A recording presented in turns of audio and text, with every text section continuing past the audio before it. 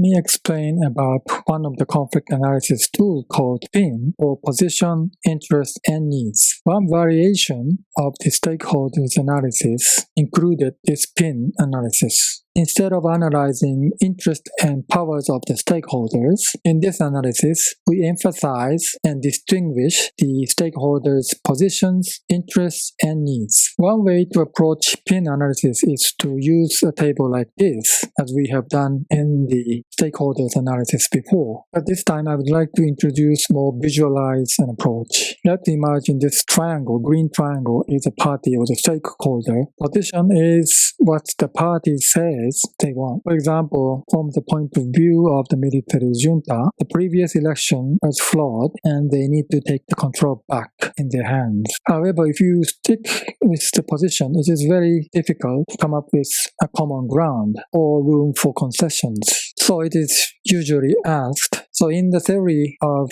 negotiation, we usually engage in digging and analyzing deeper. So we ask why. Why do you want to hang on to the power? Take the power back forcefully. This question will lead to the next level, which is interest. Interests are the one that the parties really want, not the one that the parties said they want. For example, the Tatmadaw may believe that they are the guardian of the Union of the Myanmar.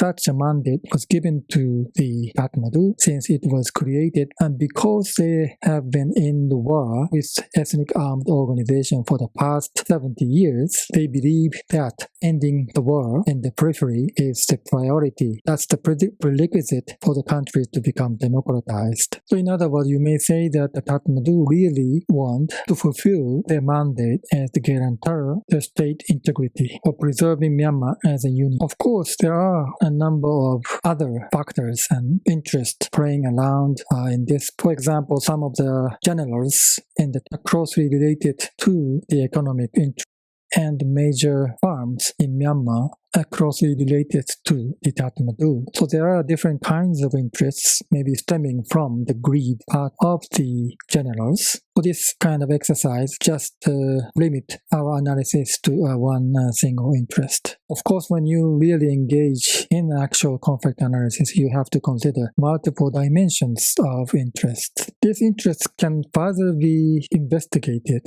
and digging down deeper. And the way to do it is again to ask why. Why do you really want to fulfill your mandate as the guarantor? Such a question will lead to a next level, which is the need is what a party must have. It is the integral part of their identity. Therefore, the needs are usually non-negotiable. You cannot compromise over your fundamental belief or your fundamental sources of identity. So what is non-negotiable, or what is the most important fundamental needs that are threatened by this conflict?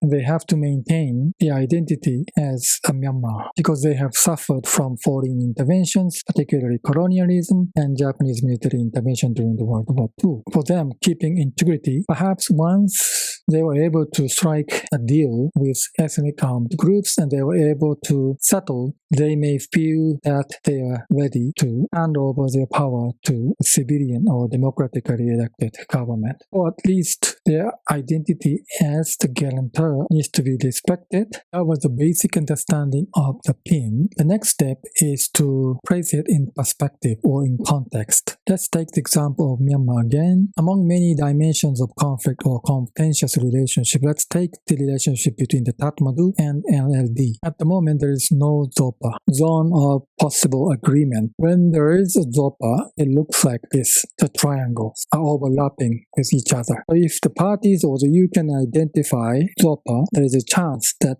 the party will reach a negotiated settlement. At the moment, it seems that the Tatmadaw reject accepting the result of the previous elections. They maintain that they should assume the power. On the other hand, the NLD claims that the coup is illegal and people supported them. In fact, landslide victory in the election shows that the people support the claims of NLD. So according to the NLD, Tatmadaw have to give a power back so there is no Zopa. And when there is no Zopa, each stakeholders have to think about the partner. When you have a partner, you know when to walk away from the negotiations. The current situation or the relationship between the Tatmadaw and NLD seems like there is no Zopa, no zone of possible agreement. Perhaps at the moment, the complexity in Myanmar is that the primary parties such as the Tatmadaw and NLD have not been able to identify the Zopa, as well as they do not have a good partner. It looks like the Tatmadaw, they can just exercise the use of force, take